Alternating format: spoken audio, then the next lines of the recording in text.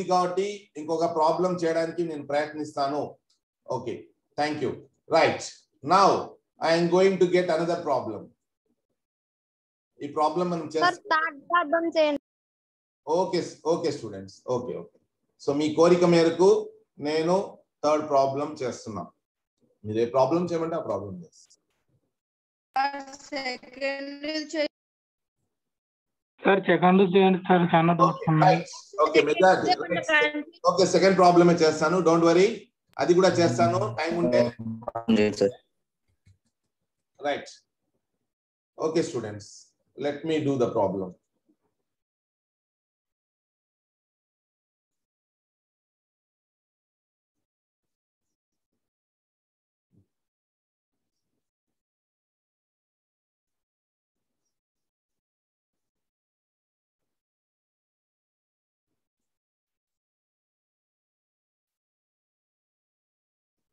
Okay, second problem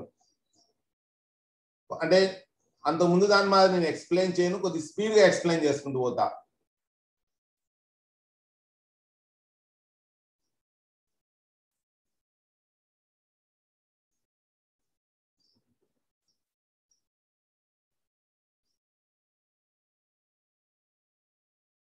okay, problem number land and buildings. Dear students, land and buildings అనేది capital expenditure plus asset కాబట్టి 20,000. Machinery capital expenditure asset 50,000. Furniture capital expenditure asset 4,000. సంవత్సరం అంటే ఈ assets యొక్క ఉపయోగం ఏంటంటే benefit 1 year కంటే ఎక్కువ వస్తుంది. నెక్స్ట్ లాస్ట్ ఇయర్ క్యాపిటల్ అనేది ఓనర్ చెల్లించేది, ఇర్రెగ్యులర్ ఎప్పుడో ఒకసారి లంసమ్ లో వస్తుంది కాబట్టి ఓనర్ తిరిగి ఇవ్వాలి కాబట్టి liability the most important thing. నేను ఇక్కడ చెప్పడం మర్చాను, క్రెడిట్ బ్యాలెన్సెస్ అంటే లయబిలిటీస్, క్యాపిటల్ ఇన్కమ్స్ అంటే లయబిలిటీస్. ఇవి తిరిగి చెల్లించాలి, వాళ్ళు ఇచ్చినప్పుడు వాళ్ళ ఖాతాలు క్రెడిట్ చేస్తాము, అందుకనే క్రెడిట్ బ్యాలెన్స్లుగా వస్తాయి.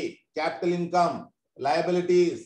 సో క్యాపిటల్ కూడా ఓనర్ కి తిరిగి చెల్లించాల్సిన మొత్తము, అందుకని అతనికి ఇవ్వాలి కాబట్టి అతని ఖాతాను అప్పుడు క్రెడిట్ చేసింటాం కాబట్టి క్యాపిటల్ గా రాసుకుంటాము.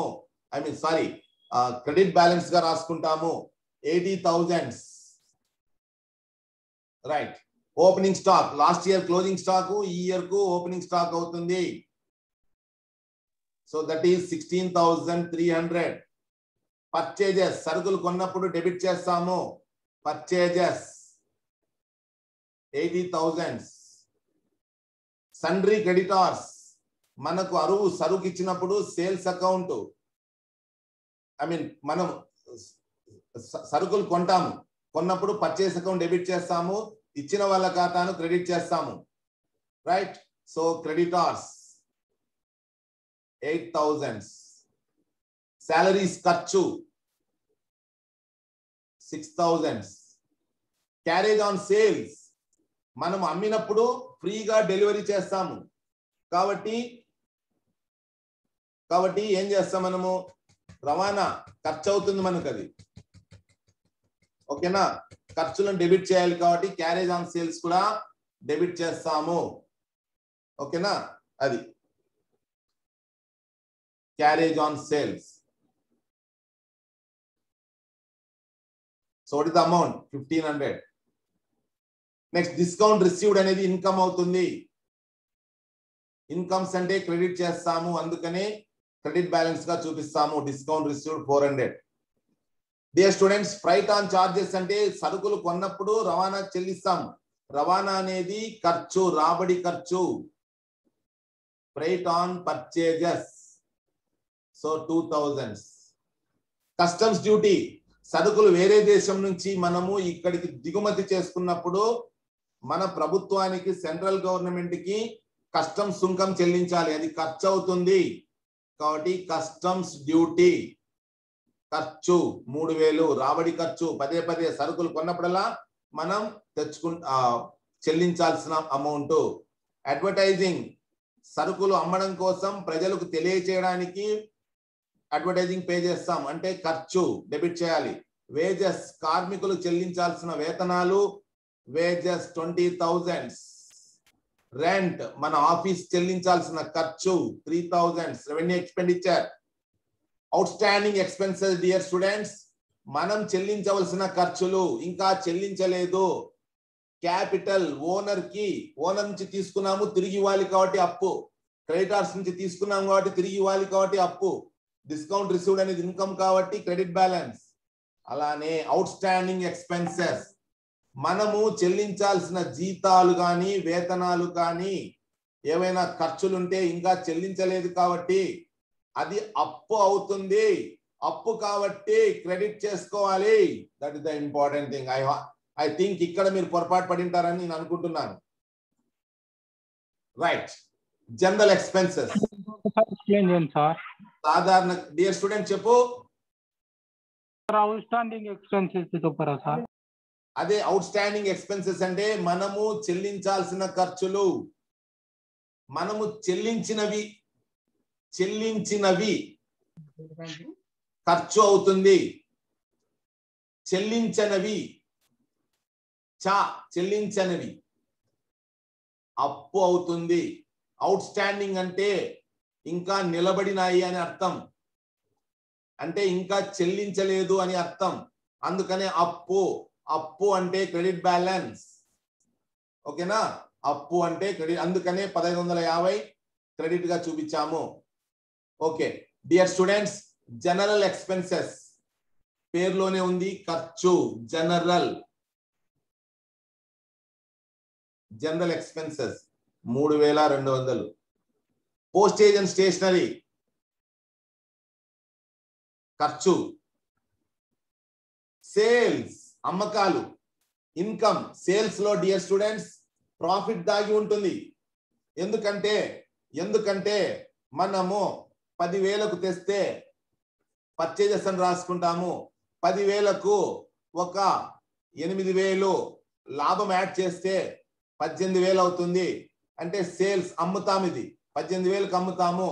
ఈ 18,000లో 8,000 ఇన్కమ్ ఉంది కాబట్టి ఇన్కమ్ యొక్క నేచరు క్రెడిట్. ఇంకొకటి సరుకులు బయటికి పోయేటప్పుడు సేల్స్ అకౌంట్ క్రెడిట్ చేస్తాము. ఆ రకంగా కూడా మనము క్రెడిట్ బ్యాలెన్స్ గా చూపిస్తాము. అందుకనే సేల్స్ క్రెడిట్ బ్యాలెన్స్ గా చూపించాలి. 1,50,500. 1 lakh సేల్స్. 1 lakh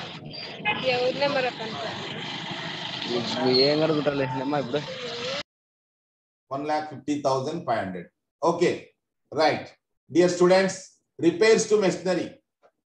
మెషినరీ యంత్రానికి ఖర్చులు పెట్టినాము,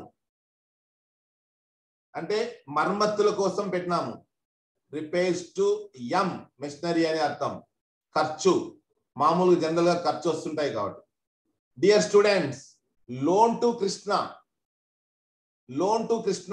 లోన్ ఫ్రమ్ కృష్ణ కాదు dear students. Loan from Krishna కాదు, లోన్ టు కృష్ణ. అంటే మనము లోన్